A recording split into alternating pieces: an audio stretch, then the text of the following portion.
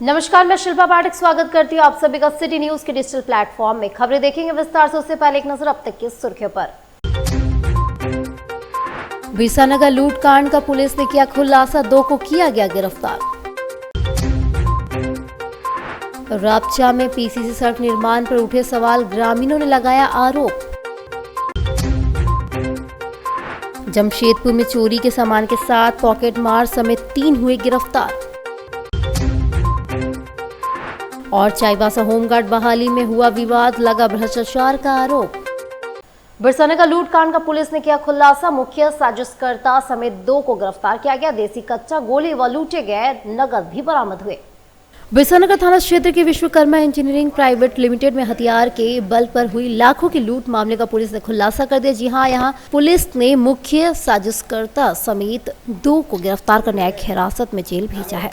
मुख्य साजिशकर्ता का नाम अजीत बेहरा है, जो परसोडी शनि मंदिर के समीप का रहने वाला है। वह पिछले 3 महीने से विश्वकर्मा लिमिटेड में वेल्डर का काम करता था। उसी ने अन्य 3 दोस्तों के साथ मिलकर लूट की योजना बनाई और उसके दोस्तों द्वारा लूट की घटना को अंजाम दिया गया। अन्य एक गिरफ्तार अभियुक्त में बाबू सरदार उर्फ नेपू शामिल है। वहीं इनके पास 1,23,000 रुपए, देसी कट्टा, 2 जिंदा गोली, स्कूटी, हेलमेट और लूट के पैसे से खरीदे गए सैमसंग मोबाइल बरामद किए गए। जो बाजी था उनके द्वारा क्लेम किया गया था कि 10 लाख रुपए और 2 मोबाइल की लूट की गई है। इसमें हमने एक SIT बनाया था जिसको lead DSP city Sunil Chaudhary कहते थे। इसमें अहम भूमिका हमारे जो DSP हैं सनी वर्धन उनकी थी और बिरसानगर थाना प्रभारी संतोष कुमार की। इसमें जब हमने काफ़ी सारा तकनीकी साक्ष्य देखा और उसके अलावा जब इसमें हमने CCTV देखा, बाकी हमारे पास ह्यूमन इंटेलिजेंस भी हमने जब यूज़ किया तो हमें पता चला कि इसी विश्वकर्मा इंजीनियरिंग में पिछले 3 महीने से वेल्डर का काम कर रहे एक व्यक्ति है अजीत बेहरा, जो कि 2022-23 में जेल गए थे आर्म्स एक्ट के केस में। ये पिछले 3 महीने से वेल्डर का काम कर रहे थे। हमें CCTV में दिखा कि वो इस घटना में थोड़ा आगे जाके उनका इन्वॉल्वमेंट दिख रहा था। तो उनसे जब हमने कड़ाई से पूछताछ की तो उन्होंने अपने ये अपराध को स्वीकार किया। उनके द्वारा बताया गया कि अजय सिंह उर्फ मोटा, जो कि हरियाणा का रहने वाला है, उसके अलावा सूरज कारवा और जो कि परसूडी का रहने वाला है, और बाबू सरदार उर्फ नेपू, जो कि परसूडी का रहने वाला है, ये तीनों के साथ मिलकर टोटल 4 लोगों ने इस घटना को अंजाम दिया था। हमने इनसे जो इनके निशानदेही पे जो रिकवरी की, उसमें रिकवरी में हमारे पास लूटे हुए 1,23,000 रुपए मिले। उसके अलावा एक सैमसंग का मोबाइल जिन्होंने लूट के पैसा से खरीदा था, जो कि करीब 20,000 का था। उसके अलावा घटना में एक प्रयुक्त एक होंडा कंपनी की स्कूटी थी, उसको हमने बरामद किया है। जो हेलमेट उन्होंने पहना था वो बरामद किया है। और उसके अलावा एक देसी कट्टा जिसमें 2 जिंदा गलूट अजीत बेहरा के घर से ही हमने बरामद किया। इसमें आपको ये स्टोरी बता दें कि ये जो व्यक्ति था ये पहले भी जेल जा चुका था, अजीत बेहरा। इसके दिमाग में हमेशा से था पिछले 3 महीने से कि जिस दिन पैसा बढ़ता है उसी दिन घटना को अंजाम देंगे। तो इसने अच्छे से प्लानिंग की। बाहर से 2-3 क्रिमिनल्स को बुलाए थे, परशुडी का और ये जो हरियाणा वाला लड़का था उनको बुलाया था, और जैसे ही पैसा बढ़ रहा था तो लोग अटैक किए थे। हालांकि इसमें ये बता दें कि जो भी अभी तक हमारे पास कन्फेशन में और हमारे पास पूछताछ में इंटेलिजेंस आई है, इसमें 10,25,000 का मामला है। मामला अप्रोक्सीमेटली 4.5 लाख रुपीज का है। 4.5 लाख रुपए गायब हुए थे, तो 4.5 लाख रुपए में से हमने भी 1.5 लाख के आसपास बरामद किए और उसके प्रोसीड्स बरामद किए। आगे अभी 2 अरेस्टिंग और होगी। हम लोग श्योर है कि उसके कारण और भी कभी हमारे पास होने वाली है।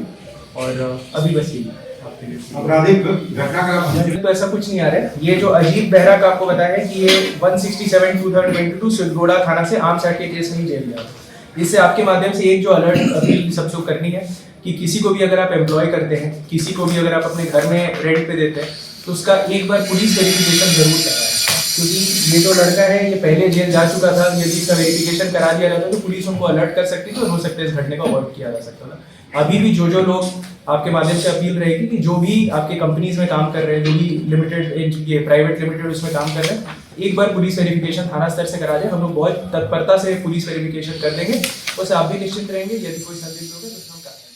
और रापचा में पीसीसी सड़क निर्माण पर उठे सवाल, ग्रामीणों ने लगाया घटिया सामग्री उपयोग का आरोप। सरायकेला खरसावां जिले के गम्हरिया प्रखंड अंतर्गत रापचा पंचायत के रापचा गांव में बन रही पीसीसी सड़क को लेकर स्थानीय ग्रामीणों ने विरोध तेज कर दिया। ग्रामीणों का आरोप है कि सड़क निर्माण में घटिया सामग्री का उपयोग किया जा रहा है, जिससे सड़क की गुणवत्ता पर गंभीर सवाल खड़े हो गए हैं।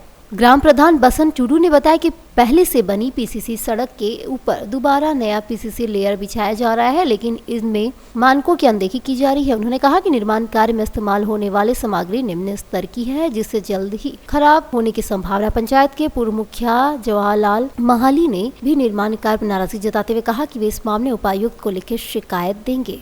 हम लोग विधि संबंधित जो काम होना चाहिए तकनीकी आधार पर, लेकिन ऐसा नहीं देखने को मिल रहा।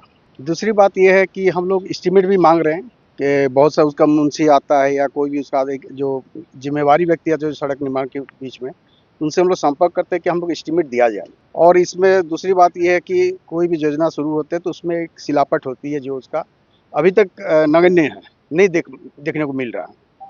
तो ये बहुत दुर्भाग्य है और सड़क बन रही है लेकिन गुणवत्ता हो, हम लोग यही आशा करते हैं। गाँव वाला का भी यही मांग है। जमशेदपुर में चोरी के सामान के साथ पॉकेटमार समेत 3 गिरफ्तार हुए। देसी कच्चा सोना, चांदी व नगद बरामद किए गए। गोविंदपुर थाना अंतर्गत काली मंदिर के पास चोरी के सामान के साथ 3 अपराधियों को पुलिस ने गिरफ्तार कर न्यायिक हिरासत में जेल भेजा है। गिरफ्त में आए अपराधियों में जुगसलाई पंछी मोहल्ला का शातिर अपराधी सैयद अजहर इमाम उर्फ पॉकेटमार, आजाद नगर का मोहम्मद असद उल्ला उर्फ असद और समीर खान शामिल है। तलाशी के दौरान उनके पास एक देसी कट्टा, गोली, 2 चांदी के पायल, चांदी के कमरबंद, सोने के टुकड़े, झुमका और 3000 नगद और 6 मोबाइल बरामद किए गए। सिटी एसपी कुमार श्रीवास्तव ने बताया कि ये तीनों अपराधी घटना को अंजाम देकर जंगल में लूटे गए सामानों को बंटवारा करने के लिए मारपीट करते हुए पकड़े गए थे। सूचना मिली कि गोविंदपुर थाना क्षेत्र में जो काली मंदिर है उसके पास पहाड़ के नीचे नया रोड में कुछ लड़के बैठे हुए हैं जिनके पास हथियार होने की भी सूचना है। और ये जो इनमें से एक का आइडेंटिफिकेशन जो हमारे गुप्त सूत्र ने ये बताया कि he is possibly a person जो बहुत सारे गृहभेदन में इन्वॉल्व रहा है जमशेदपुर में, जिसमें हम लोग काफ़ी दिन से खोज रहे हैं। तो इसमें हमने कार्रवाई करते हुए एक टीम बनाई और उसमें बहुत महत्वपूर्ण भूमिका सोनारी थाना प्रभारी इंस्पेक्टर मधुसूदन दे और गोविंदपुर थाना प्रभारी पवन की थी। इसमें जब हमने उनको पकड़ा तो आसपास में हमने ये देखा कि आपस में वो लड़ाई ही कर रहे थे उस समय। फिर हमने उनके घेरा, उन्हें पकड़ा, उनकी अच्छे से तलाशी ली गई।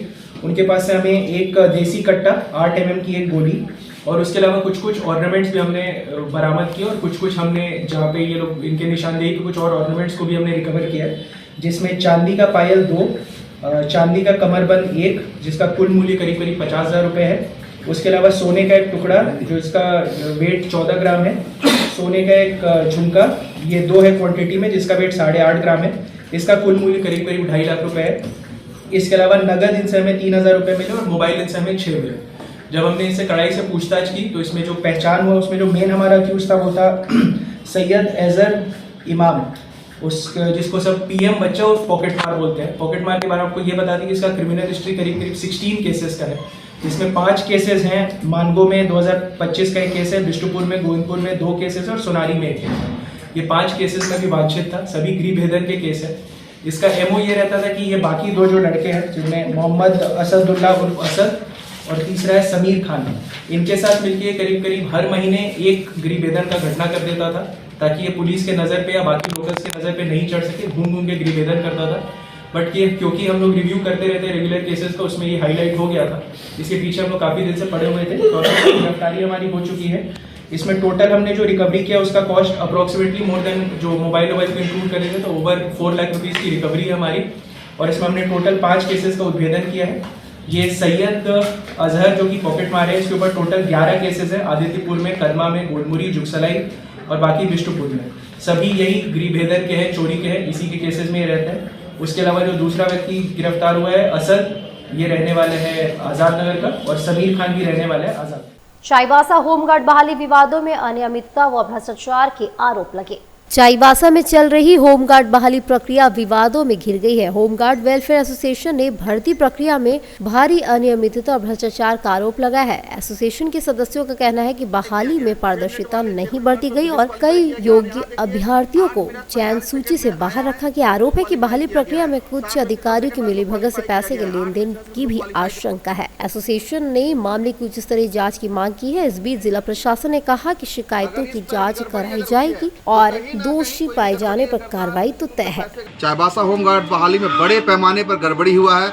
जो अभ्यर्थी फेल हो चुके हैं उनको भी पास करते हुए मेधा सूची में नाम प्रकाशित कर दिया गया। होमगार्ड नियमावली में प्रावधान है कि जो जिस प्रखंड का स्थायी निवासी होगा उसको उसी प्रखंड में मेधा सूची मतलब चयन किया जाएगा। लेकिन दूसरे प्रखंड के अभ्यर्थी जो दूसरे प्रखंड में सारी प्रक्रिया को पूरा किए उसे दूसरे प्रखंड में नाम प्रकाशित कर दिया गया। जो दौड़ में फेल हो गए, देखिए आप यहाँ दिख रहा है कि दौड़ में ये फेल हो चुके हैं, 7 मिनट 53 सेकंड में पास हुए हैं। इसके बावजूद इनको जो है उत्तीर्ण दिखाया गया और इनका मेधा सूची में भी आप देख सकते हैं मेधा सूची में नाम प्रकाशित कर दिया गया। इस तरह के कई गंभीर मामले हैं। हम लोग तो सुन रहे थे कि बहाली बहुत अच्छी तरीके से हुई है, पूरे पारदर्शी तरीके से हुई है, लेकिन अनेकों गड़बड़ियाँ निकल कर आई हैं, बड़े पैमाने पर गड़बड़ियाँ हुई हैं। और यहाँ पर जो है कि अभी मेडिकल चल रहा है। तो एक मामला आया है कि जो सरायकेला का रहने वाला अभ्यर्थी है उसका भी चयन चाईबासा जिला में हो गया है, जबकि नियम है कि जो जिस जिला का निवासी होगा उसी जिला में उसका चयन होगा। इसके बावजूद सरायकेला के अभ्यर्थी का चयन चाईबासा जिला में हो चुका है।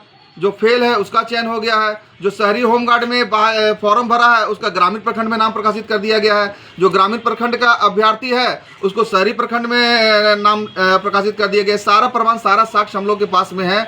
और इस पूरे मामले को लेकर अभी हम लोग सभी संबंधित अधिकारियों को, माननीय मुख्यमंत्री जी को हम लोग अभी पत्र प्रेषित करेंगे। और इसके बाद 8 दिसंबर को हम लोग एक बृहद आंदोलन चाईबासा में करेंगे।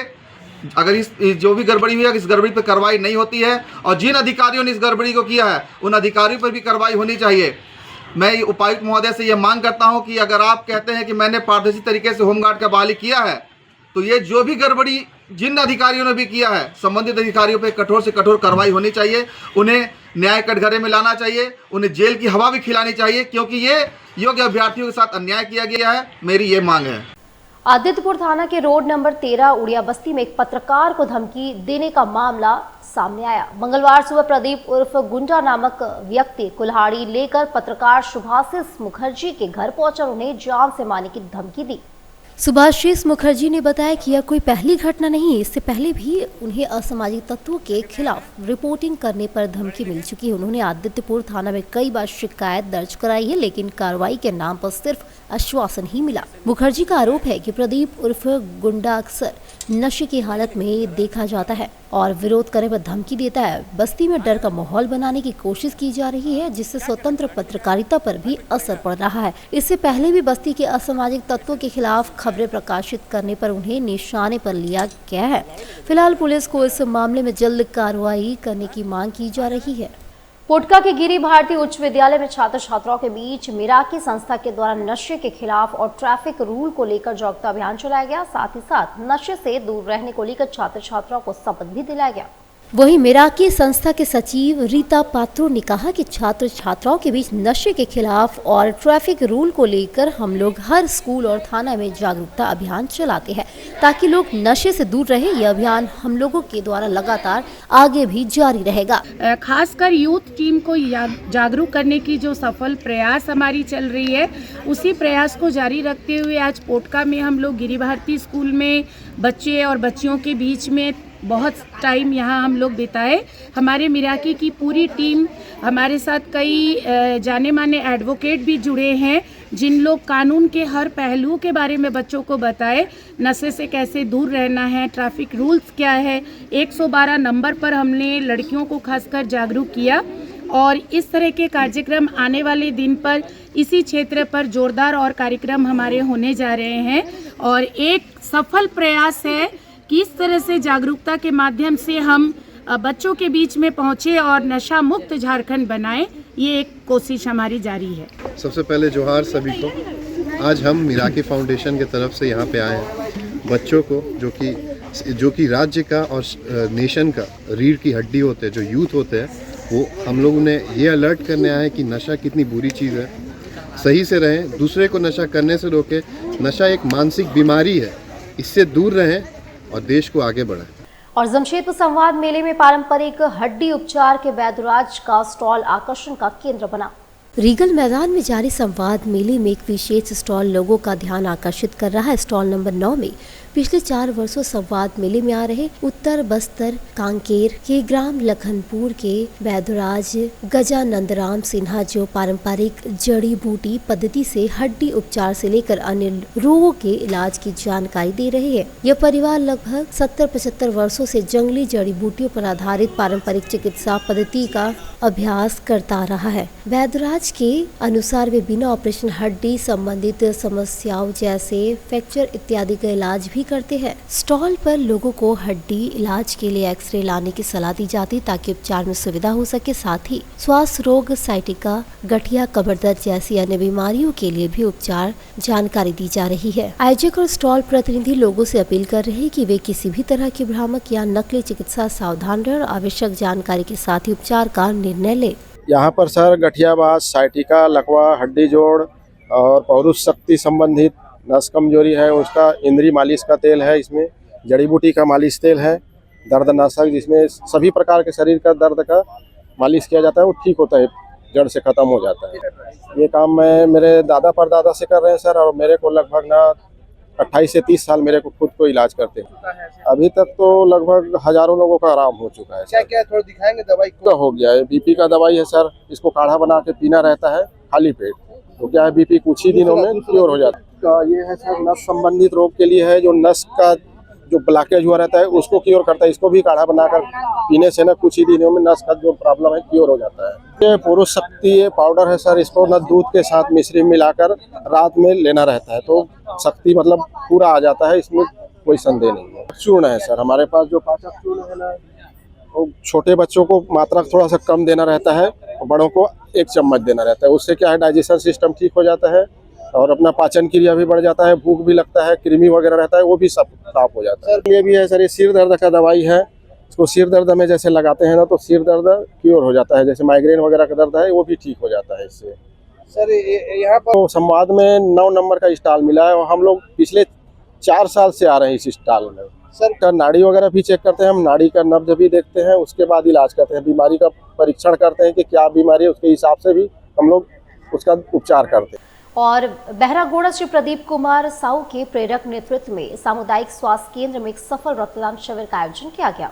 शिविर में कुल 30 से अधिक स्वैच्छिक रक्तदाताओं ने मानव सेवा के सर्वोच्च आदर्शों का पालन करते हुए रक्तदान किया। इस प्रेरणादायक पहल में पश्चिम बंगाल से भी कई उत्साहित रक्तदाताओं ने पहुंचकर सक्रिय भागीदारी निभाई, जो आपसी सहयोग एवं सामाजिक एकता का उत्कृष्ट उदाहरण है। तो इस संगठन का उद्देश्य मैत्री संगठन निरंतर इस दिशा में कार्यरत है। रक्तदान के प्रति जन जागरूकता बढ़े तथा हर रक्तदान शिविर में नए रक्तदाताओं को जोड़ा जाए ताकि आपातकालीन स्थिति में किसी भी जरूरतमंद को रक्त के अभाव में कठिनाई न हो।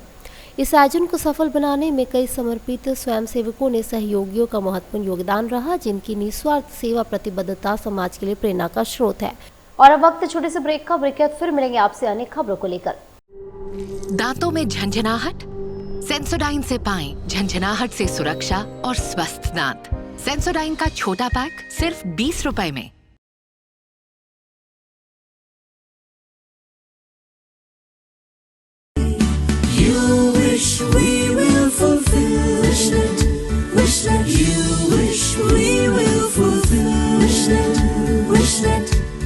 विशनेट ब्रॉडबैंड, আপনার ब्रॉडबैंड साथी। घर का पहला स्वागत होता है दरवाजे से, और जब दरवाजा हो एएस ट्रेडर्स का तो हर नजर ठहर जाती है। एएस ट्रेडर्स डिजाइन डोर, जहां आपको मिलता है डिजाइनर वुडन डोर्स और विंडोज, मेमरिंग, लेमिनेशन, सनमाइका, प्रीमियम शीशम और सागवान के दरवाजे, सब कुछ आपकी जरूरत और पसंद के अनुसार कस्टमाइज। यहाँ आपको रिजनेबल प्राइस पर सभी प्रकार के दरवाजे उपलब्ध होंगे। मजबूती, खूबसूरती और कारीगरी का बेजोड़ संगम, यही है हमारी पहचान। तो आइए अपने घर को दीजिए नई पहचान। हमारा पता है AS traders, main road, Bhuiyadih, Lakdital, Jamshedpur.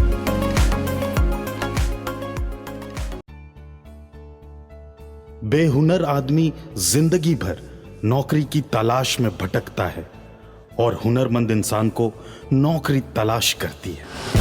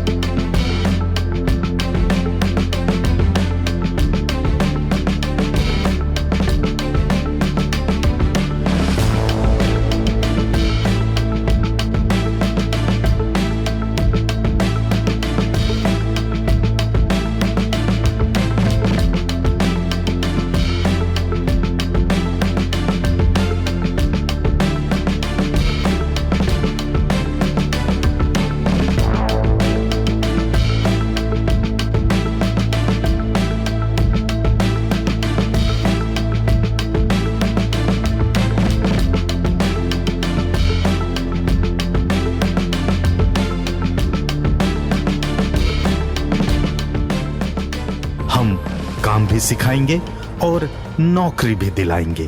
अधिक जानकारी के लिए संपर्क करें अंतर्राष्ट्रीय मान्यता प्राप्त Rabia technical institute and placements council approved by government of India और देखें हमारा वेबसाइट www.rabiainstitute.in।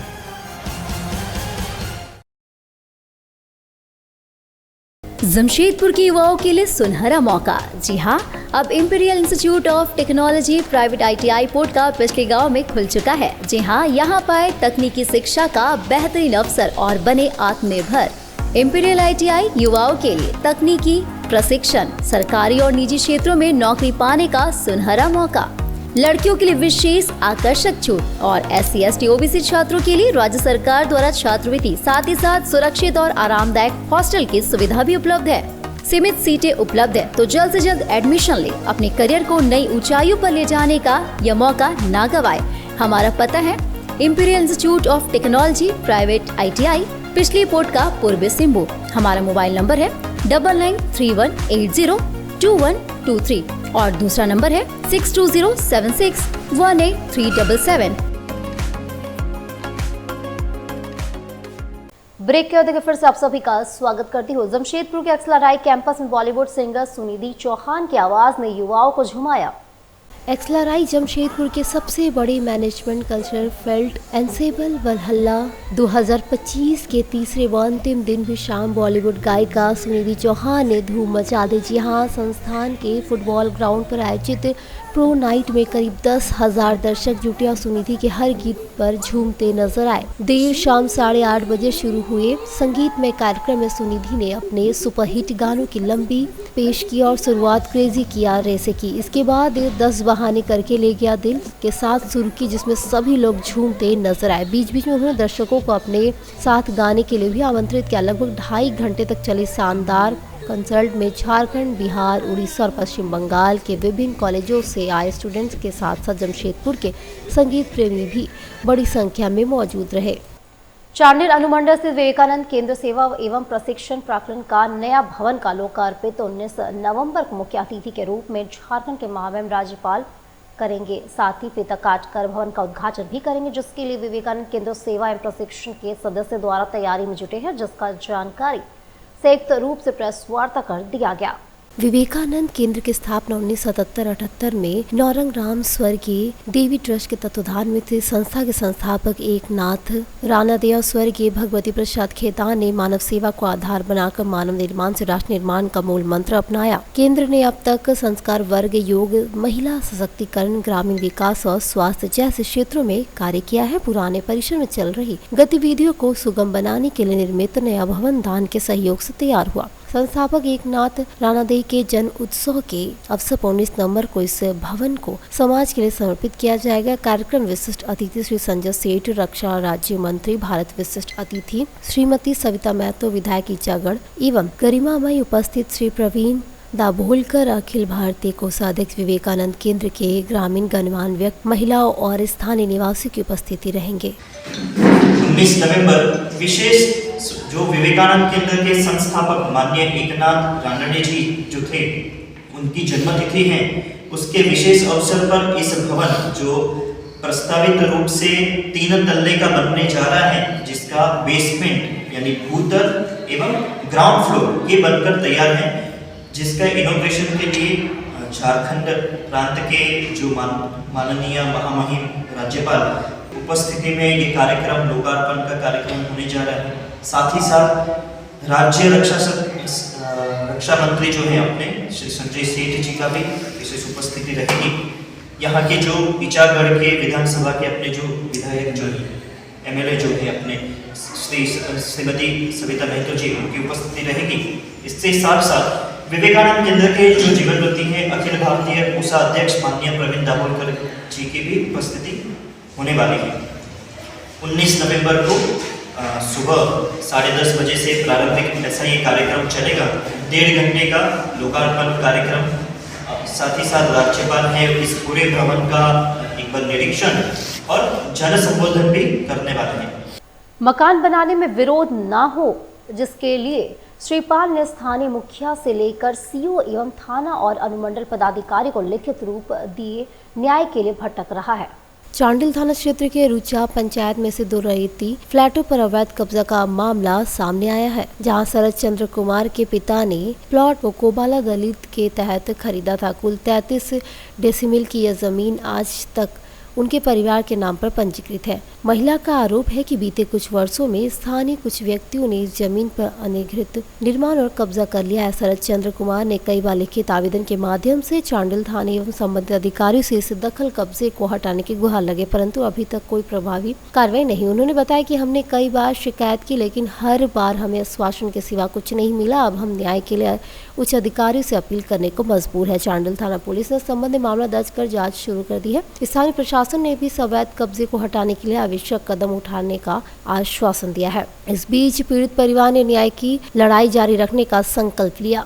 हाँ, क्या कि मेरा जितना भी अंचल अधिकारी के द्वारा जितना मैंने उन लोगों को चिन्हित किया गया, मैं उसी सीमांकन में अपना कार्य कर रहा था। तो लेकिन उन लोगों को बाधा डालना तो जरूरी है। मैं उनका कोई भी किसी भी काम में तो मैं अड़चन नहीं करता हूँ, तो मेरे काम में अड़चन उनका करना तो स्वाभाविक बात नहीं है। ठीक है, मेरा कहना है और जितने महोदय से आग्रह है कि मेरा अपना जो सीमांकन है और खरीदा हुआ जितना ज़मीन है तो उसको मेरे को चिन्हित करके मेरे को उसमें बाउंड्री वॉल देने की कृपा की। तो किनको किनको लिखित दिया अब तक? थाना प्रभारी को दिए हुए हैं, मुखिया महोदय को दिए हुए हैं, बीडीओ साहब को दिए हुए हैं। लेकिन क्या बोलो, आश्वासन क्या मिला आपको? आश्वासन कुछ नहीं मिल रहा है ना, इसीलिए तो अभी हम आज अंचल अधिकारी को भी देंगे कि आप अपना जमीन पर घर बना रहे, फिर विरोध समझ में नहीं आ रहा। बोला कि मेरा है, हम लोग का है, हम लोग इतना दिन से हैं। तो पेपर क्यों नहीं मांगे लोग से? पेपर मेरा मांगना तो प्रायोरिटी नहीं है, प्रशासन मांगेंगे या जो है हमारे उच्च पदाधिकारी जो बीडीओ सीओ वगैरह वो सब मांगेंगे ना। तो काम कौन बंद करवाए? बगल वाले पड़ोसी से। क्या नाम? दुखनी लोग है, आपका दुमका लायक, मंगली लायक, इन लोग क्या बोल रहे हैं लोग? हम लोग इतना दिन से है, काम नहीं होगा, हम लोग का है जमीन। और मोबाइल और इंटरनेट आने से पुस्तक प्रेमी की संख्या में कमी आई है। जी हाँ, लेखकों ने कहा कि हम पुस्तक लिखते और लिखते रहेंगे। मोबाइल और इंटरनेट के दौर में एक और जहां लोग हर चीज गूगल, यूट्यूब, फेसबुक और इंस्टाग्राम में जैसे प्लेटफॉर्म में 1 मिनट में जानकारी हासिल कर रहे हैं, वहीं दूसरी तरफ किताबों से लोगों का नाता टूटता जा रहा है। युवाओं और लोगों को पुस्तक के प्रति बढ़ने में रुचि अब कम दिख रही है। पहले पुस्तक मेले में भीड़ काफी होती थी, लेकिन अब थोड़ी कम होने लगी है। लेकिन पुराने जो लोग हैं वह पुस्तक प्रेमी आज भी है और पुस्तक मेले में आते हैं और पुस्तक की खरीदारी करते हैं। वहीं कई लेखकों ने कहा कि मोबाइल और इंटरनेट के माध्यम से लोग 1 मिनट में हर चीज जानकारी हासिल कर रहे हैं। साथ ही अब कुछ भी ऐसे पुस्तक प्रेमी हैं जो पुस्तक मेले में आकर पुस्तक की खरीदारी कर रहे हैं, जो पुस्तक में हर चीज विस्तार से लिखा होता है। आज से 10 साल पीछे जाइए तो आप देखते होंगे कि बुक फेयर में भीड़ होती थी, लोगों में पुस्तक के प्रति बहुत ज़्यादा प्रेम होता था। लोग खोज ढूंढते थे कि वो किताब नहीं है, वो किताब नहीं है। लेकिन इस तरह का आज जो माहौल दिख रहा है, इसके पीछे मेरे हिसाब से, मैं जहाँ से देखता हूँ, ये डिजिटलाइजेशन का जो ज़माना है, लोग आज मोबाइल पे, इंटरनेट पे, लैपटॉप पे किताबें निकाल के अपने विषय वस्तु को पढ़ ले रहे हैं। उससे किताबों के प्रति लोगों में अब थोड़ी सी बेरुखी हमको दिख रही है। पहले जिस तरह से बुक फेयर में हम लोग भीड़ देखते थे, इस तरह का भीड़ आजकल उतना ज़्यादा तो नहीं दिखाई देता है, क्योंकि आदमी, इसका मतलब ये नहीं कि पढ़ाई नहीं करता, पहले से ज़्यादा पढ़ाई करते हैं। लेकिन डिजिटल की दुनिया में आदमी बुक खरीद के पढ़ने का समय भी नहीं मिलता है, इसलिए आदमी शॉर्टकट का रास्ता चुनते हैं। हम लोग का जो एक सपना होता था, कब मेला लगेगा और हम लोग पढ़ेंगे और अपने बच्चों को पढ़ाएंगे, आजकल इसका काफ़ी कम हो गया। आप देख सकते हैं मेला में कितने कम है, और स्पेशली बच्चे भी बहुत कम है। इसका पहला कारण तो यूट्यूब और मोबाइल के थ्रू में यूट्यूब और फेसबुक और गूगल, इस सारे में हम लोग शॉर्टकट बहुत अपनाते हैं। क्वेश्चन आंसर मिल जाता है और हम लोग उसको देख लेते हैं, पर क्रिएटिविटी उसमें नहीं होता है। हम किताब जब तक नहीं पढ़ेंगे अपना सोच विकसित नहीं करेंगे। किताब में क्या होता है, एक सोच विकसित होता है, वो चीज़ों को हम जीते हैं किताब के लाइन में और अपना भी सोच उसमें डाल सकते हैं। अभी मीडिया का युग है, पहले ज़माने में बच्चों बोलिए, एजेड आदमी बोलिए, सब कोई बुक पढ़ते थे, पढ़ना पलटी करते थे, पढ़ना देखते थे, पढ़ना का सुगंध लेते थे। लेकिन आजकल क्या है, मीडिया के बारे में आ जाने के बाद क्या होता है ना, मोबाइल में एक क्लिप में रोलिंग है, ऐसे करके 2 मिनट में उसको जल्दी चाहिए हर चीज़ को। ये पेज को पलटी करते करते उतना टाइम लगता है। एक नोवेल के बारे में हम लोग जब स्टॉल में इस बार देख रहे हैं, मैक्सिमम ग्राहक लोग को बोलते हैं कि भाई आप 2 लाइन तो कम से कम पढ़िए, 2 लाइन पढ़ के देखिए क्या है बुक के अंदर में, तभी जाके आपको इंटरेस्ट लगेगा। बुक का कवर देखने से तो पता नहीं चलेगा बुक में क्या लिखा है। तो यही सब। दूसरी बात है एकेडमिक प्रेशर, ये सब भी रहता है। तो टेक्निकल मीडिया के कारण ये सब कारण क्या होता है ना, मोबाइल में सुन लेते हैं कोई जो चीज़ है मोबाइल में आप देख लेते हैं, तो पढ़ने का ये नहीं होता है। साल से पुस्तक प्रेमी हूँ और मैं यहाँ आती रही हूँ। मैं जब पहले आती थी शादी से पहले, तो भैया भाभी के साथ आती थी, वो भाई भतीजा हम सब पूरा फैमिली आते थे। आज मुझे बहुत निराशा हुई देख के कि आज फैमिली के साथ बच्चे बहुत कम हैं। बच्चे आजकल घर में या तो मोबाइल में बिजी हैं। इसका कारण मुझे ये लगता है कि सब हस्बैंड वाइफ दोनों बिजी हो गए हैं, तो बच्चों को नैनी के भरोसे छोड़ रहे हैं, तो शायद वो लोग का समय नहीं है। लेकिन मैं सबसे यही कहना चाहूँगी कि आज भी आप लोग बच्चों को लेके बुक फेयर में आइए, जो साल में एक बार लगता है।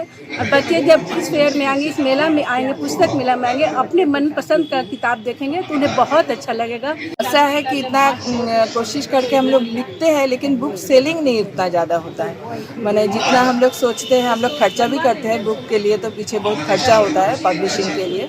मेरा दोनों बुक्स कलकत्ता से लिए हैं, लेकिन खर्चा बहुत है तो उतना सारा, लेकिन फिर भी इस बार हम पहली बार बुक फेयर में मेरा बुक डाले हैं। लेकिन मेरे फ्रेंड्स लोग बहुत आए हैं, हमको बहुत इंस्पायर किए हैं, इसलिए और मैं आभारी हूँ सहयोग के लिए। सहयोग। लेकिन सेलिंग नहीं होने की वजह क्या है?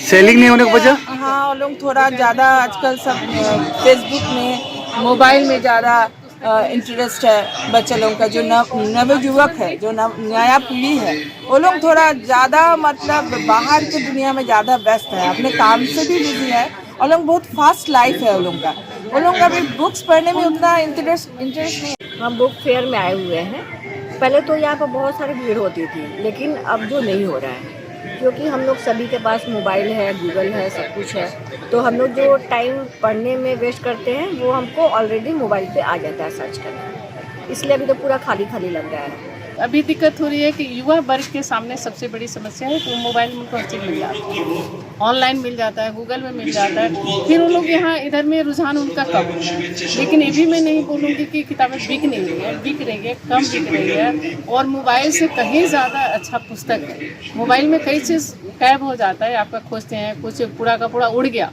मोबाइल खराब हो गया, सब कुछ उड़ गया। लेकिन यदि पुस्तक आपके पास है तो उड़ेगा नहीं। तो ये लेखन तो मतलब बहुत अच्छा है, और पुस्तक का बराबरी कुछ भी नहीं कर सकता। हम लोगों के सामने ये परेशानी है कि हम लोग अच्छा लिखते हुए भी हम लोगों के पास स्टॉल हमेशा नहीं मिलता। साल में एक बार आया, यहाँ पे लगा किसी के जिसकी जैसी जान पहचान, लोग आए, लिए नहीं लिए। तो हमारे सामने ये समस्या है कि बिक्री बहुत कम है, ना के बराबर। किसी की 2 पुस्तकें बिकी, किसी के 4, किसी के 5, किसी के 6, किसी का खाता ही नहीं खुला।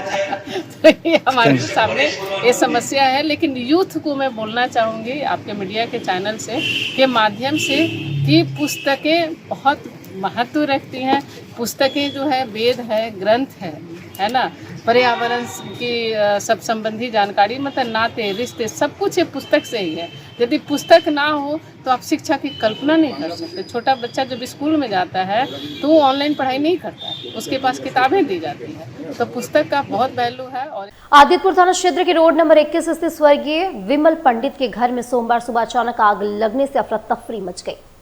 बताया जा रहा है कि घटना के समय घर के सभी सदस्य गहरी नींद में थे, तभी स्थानीय लोगों ने खिड़की से धुआं निकलता देखा और शोर मचाकर घर के वर्तमान निवासी सूरज प्रजापति सहित परिवार के सदस्यों को जगाया।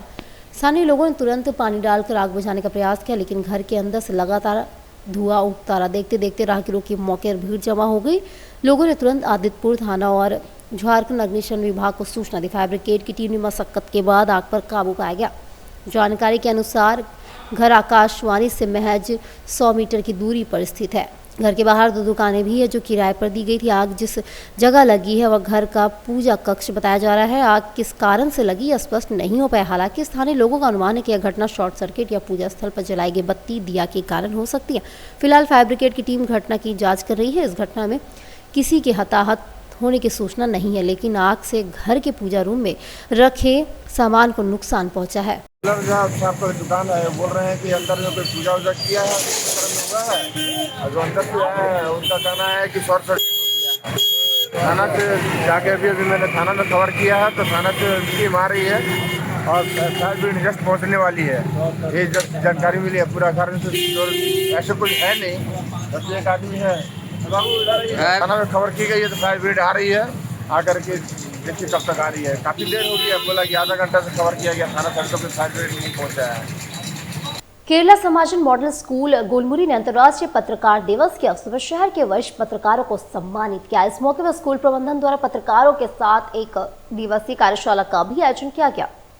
विद्यालय की ओर से जारी सम्मान संदेश में कहा गया कि पत्रकारिता एक ऐसा दायित्वपूर्ण पेशा है जिसमें सत्य की खोज के लिए साहस, धैर्य और ईमानदारी की आवश्यकता होती है। अनेक चुनौतियों और जोखिमों के बीच पत्रकार समाज को जानकारी, जागरूकता और दिशा प्रदान करते हैं। कार्यक्रम के दौरान स्कूल द्वारा कहा गया, आप समाज के बेआवाज लोगों की आवाज़ बनती है, सत्ता से सवाल करते हैं, लोकतंत्र को मजबूत करते हैं। हम आपकी प्रतिबद्धता और सत्यनिष्ठा को सलाम करते हैं। विद्यालय प्रबंधन ने वरिष्ठ पत्रकार सहित सभी पत्रकारों को अच्छे स्वास्थ्य, सुख और सुरक्षित कार्यशैली की शुभकामनाएं दी। जैसे डॉक्टर्स डे, इंजीनियर्स डे, और हमारे बच्चों को जो है उनको पता होना चाहिए हर एक प्रोफेशन में कितना हार्ड वर्क इन्वॉल्व है, कितना ज़ील चाहिए, बच्चों को कितना पैशनेट होना चाहिए। और इसीलिए जो है हम लोग एक थैंक्स गिविंग सेरेमनी हमेशा करते हैं। वो जिस दिन डॉक्टर्स डे होता है या इंजीनियर्स डे होता है, teachers day of course celebrate होता है।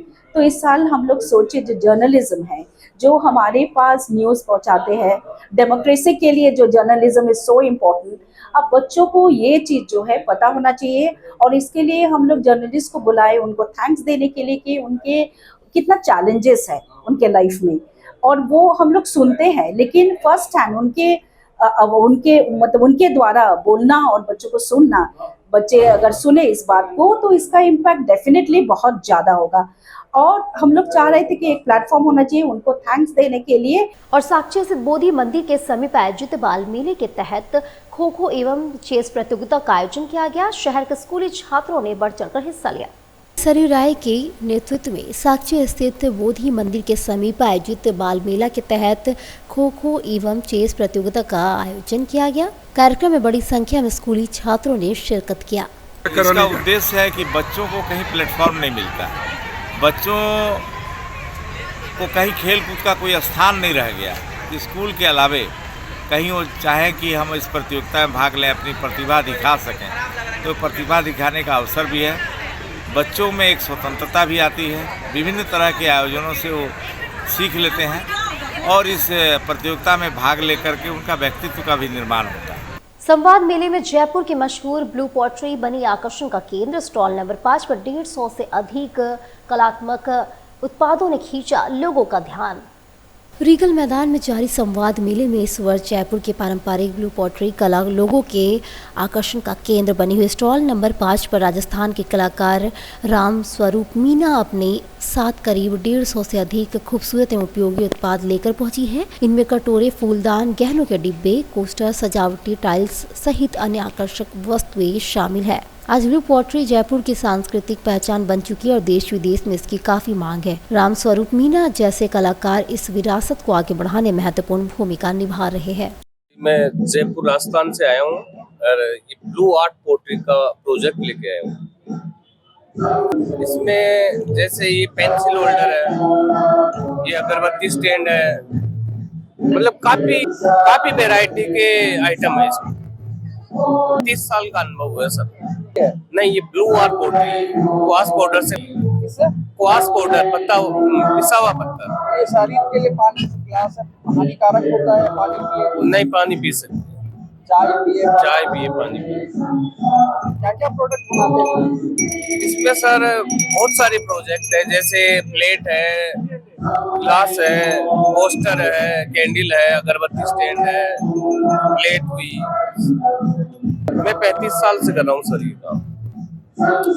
इसका कहीं आप लोग का फैक्ट्री है? बस ये ग्राम मेरा विलेज है कोट जेवर, वहाँ मेरी मिनी फैक्ट्री है। और अब चलते चलते एक नजर डाल लेते अब तक की सुर्खियों पर। बिरसानगर लूट कांड का पुलिस ने किया खुलासा, 2 को किया गया गिरफ्तार। रापचा में पीसीसी सड़क निर्माण पर उठे सवाल, ग्रामीणों ने लगाया आरोप। जमशेदपुर में चोरी के सामान के साथ पॉकेट मार समेत 3 हुए गिरफ्तार। और चाईबासा होमगार्ड बहाली में हुआ विवाद, लगा भ्रष्टाचार का आरोप। तो आज के बुलेटिन में बस इतना ही। कल फिर मिलेंगे और खबरों को लेकर। नमस्कार।